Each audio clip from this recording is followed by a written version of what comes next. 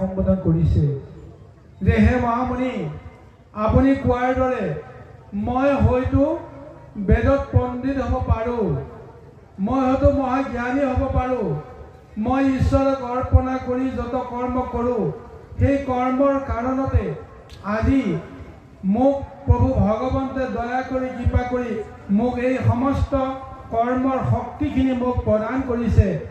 কিন্তু মই বুজি পোৱা নাই যে মোৰ ক'ত ভুল হ'ল, মই কি কৰিছোঁ, কি মই দুখ কৰিছোঁ মই বুজি পোৱা নাই। মোৰ মনত ইমান অশান্তিৰ কাৰণটো কি মই নিজেই উপলব্ধি কৰিব পৰা নাই। সেইকাৰণে মই তোমাক প্ৰশ্ন কৰোঁ, তুমিতো সৰ্বজ্ঞ, তুমিতো সমস্ত অন্তৰৰ কথা তুমি জানা, এই কাৰণে জানা যে তুমি বিষ্ণুৰ বা ভগৱন্তৰ অংশ অৱতাৰ। এতিয়া মই সাধাৰণ মনুষ্য, গতিকে মোৰ ক'ত ভুল হ'ল মই ক'ব নোৱাৰোঁ। গতিকে সেইকাৰণে মই তোমাকেই শৰণ ল'লোঁ, তুমিয়ে মোক কোৱা যে আচলতে মোৰ ইমান দুখ কিহৰ কাৰণত, কিহৰ কাৰণত মই অশান্তিত মই জীৱন কটাব লগা হৈ আছোঁ। তাৰ কাৰণে তুমিয়ে মোক সমিধানটো দিয়া, মোৰ ক'ত ভুল হ'ল। চাওক গুৰু সমস্ত, এইখন সংসাৰত আমি সমস্তই কৰ্ম কৰোঁ, কিন্তু কৰ্ম কৰি নিজৰ কৰ্মত আমি কেইজনে আনন্দ লাভ কৰোঁ এইটোহে আচল কথা। যদি আমি নিজে কৰা কৰ্মত নিজেই যদি সুখী হ'ব নোৱাৰোঁ, নিজেই যদি আনন্দিত হ'ব নোৱাৰোঁ, তেতিয়াহ'লে এই কৰ্ম কৰি আমাৰ প্ৰকৃত লাভ হোৱা নাই। কৃষ্ণই জগতত যি কৰ্ম কৰে, কৰ্ম কৰি তেওঁ আনন্দ লাভ কৰে, সেইকাৰণে তেওঁৰ নাম কৃষ্ণ। কিন্তু আমি যি কৰ্ম কৰোঁ সেই কৰ্ম কৰি আমি বুজিব নোৱাৰোঁ আমি কৰ্মটো ভাল কৰিলোঁ নে বেয়া কৰিলোঁ, কাৰ উপকাৰ হ'ব কাৰ অপকাৰ হ'ব আমি ভাবিয়ে আমি বলে নোৱাৰোঁ। গতিকে আজি ব্যাসৰ ঠিক তেনেদৰে বিষয়ৰ এজন প্ৰতিনিধি হৈ তেওঁ এইটো লীলা কৰি দেখুৱাইছে যে তেওঁ ক'ৰবাত ভুল হ'ল, কি ভুল হ'ল ক'ব নোৱাৰে, কিন্তু জগতেতো তেওঁ শুদ্ধ বুলিয়েতো জ্ঞান কৰিছে, শুদ্ধ বুলিয়ে মানি লৈছে। তেওঁৰ সমান গুণী নাই, তেওঁৰ সমান জ্ঞানী নাই। তেওঁ ঈশ্বৰক পূজা কৰিলে, সাধনা কৰিলে ঈশ্বৰো আহি তেওঁক দেখা দিয়ে। তেতিয়াহ'লে ইমান অশান্তিৰ কাৰণ কি এতিয়া তেওঁ নুবুজা হৈ আছে। গতিকে সন্মুখত যিয়ে তেওঁক প্ৰশ্ন কৰিছে তোমাৰ দুখ কি, গতিকে তেওঁ গোটেই কথাটো ক'ব লগা হৈছে। গতিকে তুমি অন্তৰ্যামী তুমি ঈশ্বৰ অৱতাৰ, তুমি মোক কোৱা যে মোৰ দুখৰ কাৰণ কি। তেতিয়াই নাৰদে ব্যাসৰ ফালে চাই হাঁহি হাঁহি তেওঁক এটা তাচ্ছিল্যসুলভ মন্তব্যৰে এক প্ৰকাৰ তেওঁক নিন্দা কৰিছে, তিৰস্কাৰ কৰিছে। কি বুলি কৈছে? নাৰদ বদতি গুণা মহামণি ব্যাস, তুমি কি কৰিলা সবে জগতকে না। একেটা শব্দতে তেওঁক আচৰিত কৰি দিছে যে তুমি ইমান দিনে যি কৰ্ম কৰিলা, এই কৰ্মই জগতক একো উপকাৰ নকৰিলে, তুমি জগতক সৰ্বনাশ কৰিলা। আৰু সেইকাৰণে কি কৰিছা? তোমাৰ কৰ্মৰ কাৰণতে বেদৰ জৰিয়তে যাগ যজ্ঞ পূজা বিধি এই সমস্ত প্ৰৱৰ্তন কৰি জগতক তুমি এটা শুদ্ধ পন্থ প্ৰদান কৰি তাৰ জৰিয়তে নিজৰ মনৰ সুখ ভোগ এই সমস্ত পাবৰ কাৰণে তুমি এটা ৰাস্তা খুলি দিলা, যাৰ ফলত অনেক জীৱ জন্তুক মৰিবৰ কাৰণে মাৰিবৰ কাৰণে তুমি বিধিমতে এটা ৰাস্তা খুলি দিয়ে তুমি জগতকে তুমি নাশ কৰিলা। গতিকে এয়া হৈছে তোমাৰ দোষ। কিন্তু সেই গুৰু সমস্ত এইখিনি কথা আলামতে আমি আৰু এটা কথা আমি আলোচনা কৰিব লাগিব। ব্যাসে বাৰু ভুল কৰিলে, নাৰদে আহি তেওঁক গালি পাৰিলে, এইটো কথা আমি বাৰু মানি লৈছোঁ। কিন্তু ব্যাসে কৰা ভুলটো তেওঁ নিজে কৰিছে নে আন কোনোবাই তেওঁক কৰাইছে, এই কথাটো আমি চিন্তা কৰিব লাগিব। এই ব্যাস যদিও নৰৰূপত তেওঁ জন্মগ্ৰহণ কৰিছে বা ঋষি ৰূপত তেওঁ কৰ্ম কৰিছে, কিন্তু প্ৰকৃততে তেওঁ ভগৱন্তৰে এটা অংশ অৱতাৰ। অৰ্থাৎ প্ৰভু ভগৱন্তই যদি অংশ অৱতাৰ হৈ ব্যাসে কৰ্ম কৰিছে, ভুলটো কোনে কৰিলে? ব্যাসেতো বুজিবই পৰা নাই মই ভুল কৰিলোঁ বুলি। তেতিয়াহ'লে ভুলটো কোনে কৰিলে? ভুলটো কৰিলে স্বয়ং প্ৰভু ভগৱন্তে। তেওঁৰ অংশ অৱতাৰ লৈ ব্যাসৰ জৰিয়তে ভুল কৰ্মটোকে তেওঁ জগতক প্ৰচাৰ কৰি দিলে। তাৰপিছত শুদ্ধ কৰ্মটো দেখুৱাবৰ কাৰণে কোন আহিছে? নাৰদ আহিছে। নাৰদ কোন? তেওঁৱেই অংশ অৱতাৰ নাৰদ। অৰ্থাৎ প্ৰভু ভগৱন্তে এতিয়া দুটা লীলা কৰি আছে। ব্যাসৰ ৰূপত তেওঁ এটা ভক্তৰ ৰূপ লৈ বা ঋষিৰ ৰূপ লৈ তেওঁ এটা কৰ্ম কৰিছে। কৰ্মটো কৰি তেওঁ ভুল কৰাই দিছে জগতক, ভুল পথে যাবৰ কাৰণে তেওঁ এটা ৰাস্তা দেখুৱাই দিছে। আৰু অন্য এটা অৱতাৰে নাৰদ ৰূপে আহি শুদ্ধ ৰাস্তাটোকো দেখুৱাই দিছে। অৰ্থাৎ ভগৱন্তৰ কি লীলা, বিষয় সংসাৰৰ লগত ভগৱন্তৰ যি কৰ্ম, এই কৰ্মৰ দুখত এতিয়া জগতৰ জীৱবিলাক পতিত হৈ আছে। কিন্তু আমি তাকে বুজি নাপাই কৰ্ম দুখত ইজনে সিজনক ঠাট্টা কৰিছোঁ, নিন্দা কৰিছোঁ, ঘৃণা কৰিছোঁ। কিন্তু অন্তৰত ভিতৰত হৃদয়ত থকা পৰমাত্মাৰূপী প্ৰভু ভগৱন্তে চিত চেতনা জগাই তুলি যাৰ জৰিয়তে যিটো কৰ্ম কৰিব লাগে সেই কৰ্মটো কৰাই দিছে। চোৰজনৰ অন্তৰত তেওঁৰ যিটো চেতনা দিছে, সেই চেতনা অনুসাৰে চোৰ বিদ্যাটোৰ জৰিয়তে তেওঁ এটা কৰ্ম কৰি লীলা কৰাই আছে প্ৰভু ভগৱন্তে।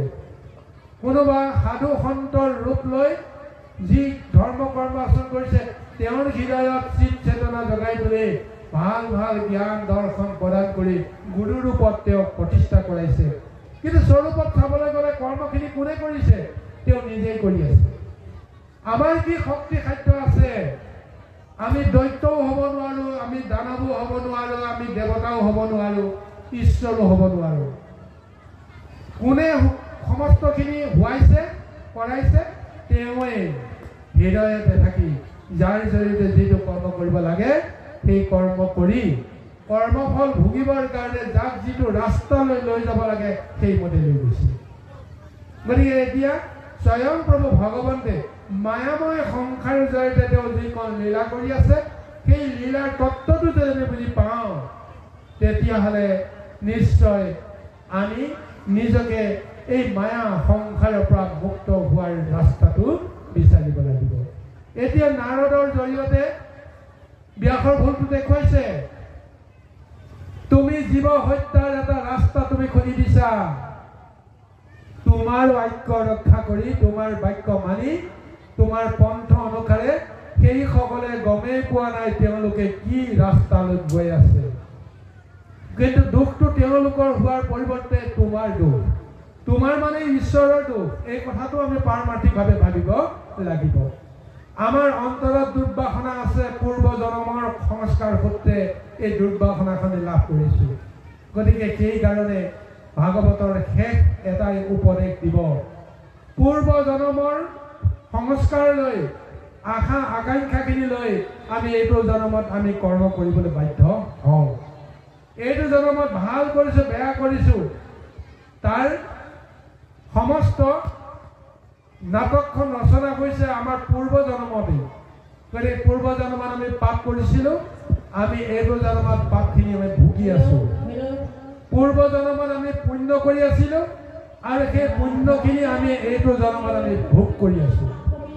কিন্তু এইটো জন্মত আমি উপলব্ধি কৰিব লাগিব পাপ আৰু পুণ্য কৰি আমাৰ কি লাভ হৈছে সংসাৰতে আমি মজি থাকিব লগা হৈছে যাৰ ফলত আমি অন্তৰতে থকা সেই ভগৱন্তৰ শক্তিটোকে আমি উপলব্ধি কৰিব পৰা নাই যদি ভগৱন্তৰ শক্তিটো উপলব্ধি কৰিব পাৰো যে ঈশ্বৰ আছে কাৰণে মই জীয়াই আছো সেই নেদেখা ঈশ্বৰজন প্ৰাণবায়ু ৰূপত যদি আমাৰ দেহৰ পৰা ওলাই গুচি যায় তেতিয়াহ'লে অহংকাৰী এই দুষ্ট দেহটো নিমিষতে হয় জ্ঞান হৈ পৰি যাব একো কৰ্ম কৰিব নোৱাৰিব তেতিয়াহ'লে যিজনে মোক জীয়াই ৰাখিছে সেইজনক নিশ্চয় মই বুজিবৰ কাৰণে জানিবৰ কাৰণে বিচাৰিব লাগিব সেইজনৰ কাৰণতে আমি এই বিষয়ৰ সংসাৰখনত আমি উদ্ধাৰ পোৱাৰ যিটো ৰাস্তা আমি ৰাস্তাটো আমি বিচাৰিব পাৰিব লাগিব সেইকাৰণে এই মহাভাগৱত দিবৰ কাৰণে আজি ব্যাসৰ ওচৰলৈকে আহিছে নাৰদ যে তুমি অন্ধমতী মহামতী এটা ৰূপ লৈ তুমি নিজৰ কৰ্ম কি তুমি তাকেই ভালকৈ বুজিব পৰা নাই যি সন্মুখত আহিছে তাকেই তুমি কৰি গৈছা শুদ্ধ নে অশুদ্ধ তুমি বুজিব পৰা নাই কিন্তু তুমি বুজিব লাগিব তুমি যি কৰ্ম কৰিছা সেইটো শুদ্ধই হ'ব লাগিব যি কৰ্ম কৰিছা এই কৰ্ম তুমি নিজেও তৰিব লাগিব জগতেও তৰিব লাগিব সেই কৰ্মটো কি তুমি জানিব লাগিব সেইকাৰণে এতিয়া তেওঁ ভুলখিনি এতিয়া দেখুৱাই দিছে গতিকে গুৰু সমস্ত সঁচাকৈ কোনোবাই যদি আমাৰ ভুলটো দেখুৱাই দিয়ে আমি তেওঁক শ্ৰদ্ধা সহকাৰে তেওঁক সেৱা কৰিব লাগে শ্ৰদ্ধা সহকাৰে তেওঁৰ পৰা উপদেশ ল'ব লাগে হয় মোৰ ভুল হ'ল মই কি কৰিলে শুদ্ধ হ'ব তেওঁৰ পৰা আমি পৰামৰ্শটো পাবলৈ যেতিয়া যত্ন কৰিম আমি দ্বিতীয়বাৰ এই ভুলটো কৰিবৰ কাৰণে কেতিয়াও আমি আগবাঢ়ি নাযাওঁ আজি সেই ভুলৰ পৰা শিক্ষা ল'বৰ কাৰণে ব্যাসক এটা পৰিৱেশ দি কৈছে তোমাৰ ভুল ক'ত যে তুমি জীৱ হত্যাৰ এটা ৰাস্তা খুলি দি জগতৰ লোকসকলক মায়াতেই সদায় বন্দী হৈ থকাৰ ব্যৱস্থাটো কৰাৰ কাৰণে তোমাৰ মনত এটা দুখ এইকাৰণেতো তুমি প্ৰকৃততে ভক্ত হয় তুমি প্ৰকৃততে গুণী হয় জ্ঞানী হয় গুণীজনে জ্ঞানীজনে যদি কিবা এটা নজানি ভুল কৰে ভুলৰ পৰা তেওঁ কেতিয়াও সুখ নাপায় শান্তি নাপায় আজি যেন ব্যাসৰ এইটো অৱস্থাই হৈছে গতিকে নিজকে শুদ্ধ কৰিবলৈ এতিয়া গুৰুৰ উপদেশ নাৰদৰ জৰিয়তে তেওঁ পাবলৈ তেওঁ এটা ৰাস্তা স্বয়ং প্ৰভু ভগৱন্তে তেওঁক আহি দেখা দিছে আহক এতিয়া আৰু ব্যাসৰ নাৰদেৱে কেনেকৈ দুখবিলাক আঙুলিয়াই দি এতিয়া কৃপা কৰে এই বিষয়ে আমি পুনৰ পদলৈকে আগবাঢ়ো কৃষ্ণ राम कस्मित लुक राइला हिंसा धर्म नुबुजिला तुमी उबे दरा मर्म राम राम गिरिहित कर्म कुका हिला धर्म बोली तुम्हार बसने लुक नाहिला खुमली राम राम स्वभावे न कत बिख यत अनुराग বায়ু বুলি ৰংগে কাটে হংস সাগৰ কৃষ্ণ হিংসা ধৰ্ম নানা দেৱ পূজে পুৰহি নকয় হলে দুনাই কৰ নকত মৰে ৰাম ৰাম যদি জ্ঞানী গণে তাক কৰে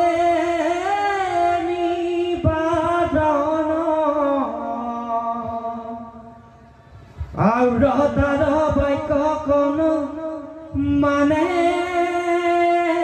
কুজন বুলয় উপান্ত কৰি বচন দিত ব্যাসটো অধিক ভৈল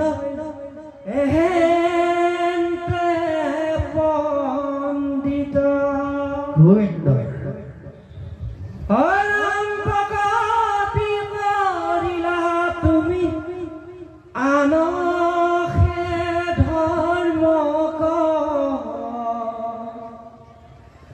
নকৈলা ব্যাসৰ কৰি কৃষ্ণ কীৰ্তন সিজিল তোমাৰ ঋষি পৰম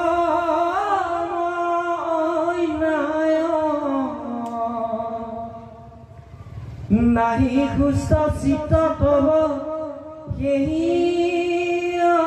অভিপ্ৰাম হে ৰাম ৰাম মূৰ উপদেশে কৰা ভাগৱত শাস্ত্ৰ পচাৰুক গোবিন্দৰ গুণ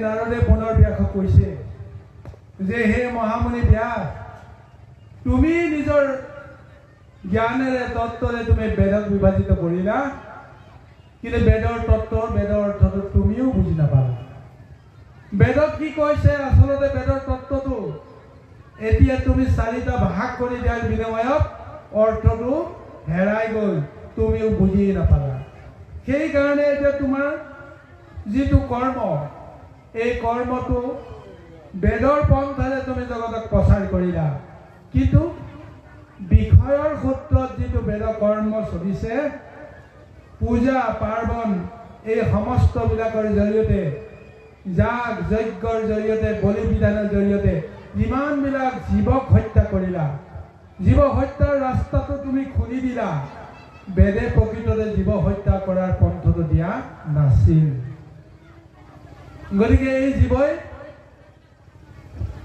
যাক আশ্ৰয় কৰি জীৱবিলাক চলে এতিয়া কোনোবা জনৰ বিষয়ৰ মহা দুখখিনি নাইকিয়া কৰিবৰ কাৰণে বেমাৰ আজাৰ বা অন্যান্য অপশক্তিৰ পৰা মুক্ত হ'বৰ কাৰণে নিজৰ সুখ সম্ভোগটো পাবৰ কাৰণে বেদৰ মাৰ্গেৰে তুমি যিটো বিধান দিলা যে পূজা কৰিব লাগে দেৱক তুতি কৰিব লাগে দেৱ সন্তুষ্ট হ'লে আমাৰ সমস্ত দুখ দুৰ্দশা নাইকিয়া হ'ব তাৰ কাৰণে তুমি বিধান দি তুমি প্ৰাণী হিংসাৰ এটা ৰাস্তা কৰি দিলা জীৱই জীৱক কেতিয়াও হিংসা কৰাটো উচিত হ'ব নোৱাৰে জীৱই জীৱক অহিংসা কৰি নিজে কেতিয়াও সুখী হ'ব নোৱাৰে গতিকে আজি তোমাৰ দুৰ্দশাটো হৈছে সেইটো যে যদি তোমাৰ কৰ্মটো কোনোবাই যদি সিদ্ধজনে যদি ভুল বুলি কয় এতিয়া তেওঁ এতিয়া জগতৰ পৰা মানে উপেক্ষিত হ'ব লগা হৈছে জগতৰ পৰা তেওঁ নিন্দিত হ'ব লগা হৈছে এই কাৰণেই কাৰণ ব্যাসৰ সমান মহাপণ্ডিত মহাগুণী জ্ঞানী কোনো নাই ব্যাসে যেটো বেদপন্থ ৰচনা কৰি পূজা বিধি বলি বিধানৰ ব্যৱস্থা কৰিলে এইটো বাধা দিবৰ কাৰণে তুমি কোন তুমি ব্যাসতকৈ তুমি পণ্ডিত নেকি এনেকৈ তেওঁ তিৰস্কাৰ যেতিয়া কৰিব তিৰস্কাৰৰ ভয়ত সেইজনেও কেতিয়াও প্ৰতিবাদ কৰাৰ সাহস নকৰে। আজি এনেদৰেই তোমাৰ এই অৱস্থাটো হ'ল। গতিকে তুমি জানিবা যে এই সমস্ত পন্থক এতিয়া তুমি প্ৰৱৰ্তন কৰি জগতৰ অন্যায় কৰিলা। এই অন্যায় কৰিলা যে কৰিলা, এতিয়াতো তুমি আৰু তাক কেতিয়াও শুদ্ধ পথত আনিব নোৱাৰা। তুমিতো ক'ব নোৱাৰা মই বেদ ৰচনা কৰি ভুল কৰিলোঁ বুলি।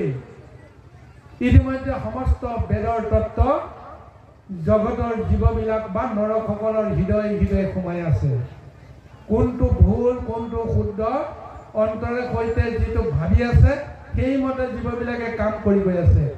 এতিয়া যদি তুমি ক'বলৈ বিচৰা যে মই কৰা কৰ্মটো ভুল হ'ল, তেতিয়াহ'লে জগতেও তোমাক কেতিয়াও ক্ষমা নকৰিব, তোমাৰ কথা জগতেও নামানিব।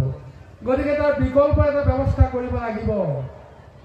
যেনেকৈ বেমাৰৰ বীজাণু এটা এইখন সংসাৰত যেতিয়া বিয়পি পৰিলে, তেতিয়া বেমাৰ বীজাণু নাশ কৰাৰ পৰিৱৰ্তে সেই বেমাৰৰ বীজাণুৱে আক্ৰমণ কৰিব নোৱাৰাৰ প্ৰতিৰোধ যে এটা ব্যৱস্থা, এই ব্যৱস্থাটো আমি পাবৰ কাৰণে যত্ন কৰিব লাগিব।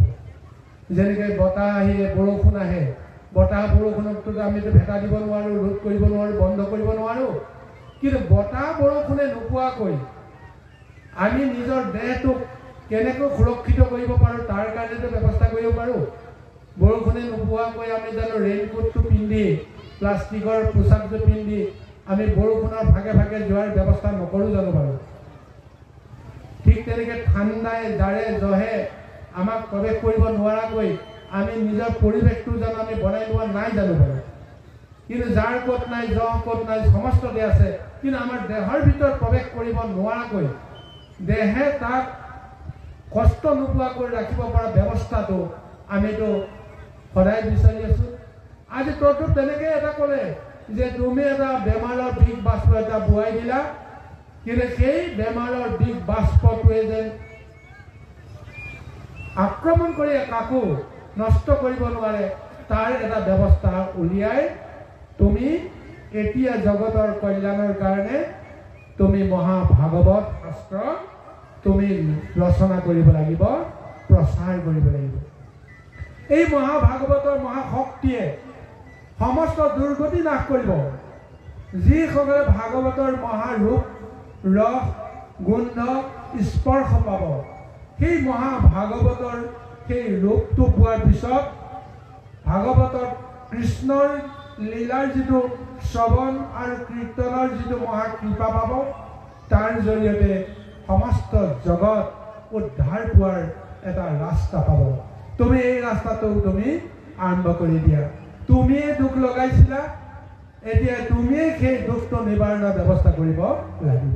চাওক গুৰুসকল, কিমান বিজ্ঞান তত্ত্ব সোমাই আছে এই মহাভাগৱতত। প্ৰত্যেকটো সামাজিক আৰু মানসিক পৰিৱেশত নিজক যুক্ত কৰি এজনে বুজিব লাগিব যে মই যদি কিবা দুখ কৰিছিলোঁ, সেই দুখৰ ব্যৱস্থাটো কেনেকৈ নাশ কৰিব লাগে মই কৰিব লাগিব। মই যদি কাৰোবাক অপৰাধ কৰিছোঁ, তেতিয়াহ'লে সেই অপৰাধ ক্ষমা কৰিব পৰা জোখাৰে তেওঁৰ মনত কেনেকৈ মই সন্তুষ্টি দিব পাৰোঁ, সেই কৰ্মটো ময়ে কৰিব লাগিব। গতিকে আজি ব্যাসৰ হতুৱাই তেওঁ ভুল কৰ্ম কৰালে আৰু ব্যাসৰ হতুৱাই শুদ্ধ কৰ্মটো কৰাবৰ কাৰণেও বাধ্য কৰাইছে। যেনেদৰে তুমি পৰিৱেশ লেতেৰা কৰিলা, তেনেদৰে তুমি পৰিৱেশ নিকা কৰিব লাগিব। গতিকে ব্যাসে ভুল কৰিলে, ব্যাসৰ জৰিয়তে তেওঁ আকৌ শুদ্ধ কৰাব লাগিব। আজি সেই ভুলটো আন কোনে কৰা নাই, ভগৱন্তে কৰাইছে। সংসাৰৰ কাৰণে শুদ্ধ ৰাস্তাটো কৰিছে ভগৱন্তে, প্ৰচাৰ কৰিছে নিজৰ কৰ্মৰ কাৰণে। সেই কৰ্মৰ জৰিয়তে যিসকলে সংসাৰ কৰিব বিচাৰে সেইসকলৰ কাৰণে ভাগৱত, যিসকলে সংসাৰ মজি থাকিব বিচাৰে সেইসকলৰ কাৰণে এই যাগ যজ্ঞ পূজা বিধি নিয়ম নীতি সংস্কাৰ, এই সমস্তবিলাক যোনে যিটোত আশ্ৰয় কৰে, জীৱবিলাকে সংসাৰত সম্বন্ধ কৰিব বিচাৰে, ভগৱন্তে তেনেদৰে সেই জীৱবিলাকক সহায় কৰি আছে। প্ৰত্যেক জীৱৰ ভিতৰত ভগৱন্ত থাকি এই কৰ্মটোকেই তেওঁ কৰি তেওঁ মহা আনন্দ লাভ কৰি আছে। যেনেকৈ মহা চোৰ এটাই ডকাইত এটাই যেতিয়া তেওঁক দৌৰাই দৌৰাই নিয়াৰ পিছত উজুতি খাই যদি কেনেবাকৈ পৰি যায়, তাৰ পিছত দেখি থকা সকলে তেওঁ উজুতি খোৱা দেখি কিমান আনন্দ পায়, পায়নে নাপায় বাৰু? আনন্দ পায়। কিয় পায়?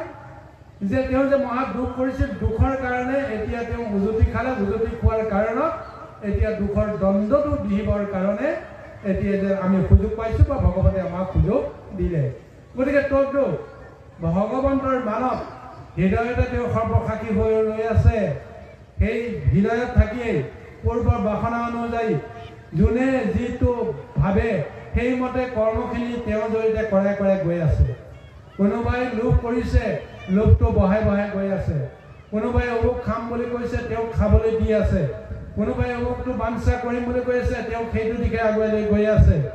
ঠিক এনেদৰে কিন্তু আগুৱাই যাওঁতে কি দুখ হ'ব, কি দুৰ্দশা হ'ব, তাৰ লগত কিন্তু ভগৱন্তে নিজকে জড়িত কৰা নাই।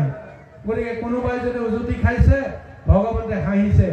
তুমি চকু থাকিও নেদেখা ৰূপ লোৱাৰ কাৰণে, ধৈৰ্য থাকিও অধৈৰ্যৰ তুমি সাৰথি কৰাৰ কাৰণে, জ্ঞান থাকিও তুমি অজ্ঞানী হোৱাৰ কাৰণে তোমাৰ এইটোৱে হৈছে। এনেদৰে ভাবিয়ে ভগৱন্তে তেওঁ হৃদয়তে থাকিয়ে আমাৰ দুৰ্দশাবিলাক দেখি তেওঁ আনন্দিত হৈ আছে। আৰু যদি কোনোবাই সঁচাকৈ যদি অন্তৰে সৈতে সুখী হৈছে, তেওঁ কৰ্ম কৰি তেওঁ সমস্তকে যদি আনন্দিত কৰিব পাৰিছে, সেইজনৰ আনন্দটো প্ৰভু ভগৱন্তে আনন্দ কৰি আছে। কোনোদিন ভগৱন্তে কিন্তু দুখ নকৰে, বেজাৰ নকৰে, সদায় তেওঁ কৰ্মৰ আনন্দ কৰি থাকে। সেই তত্ত্বটোকে কৃষ্ণৰ তত্ত্ব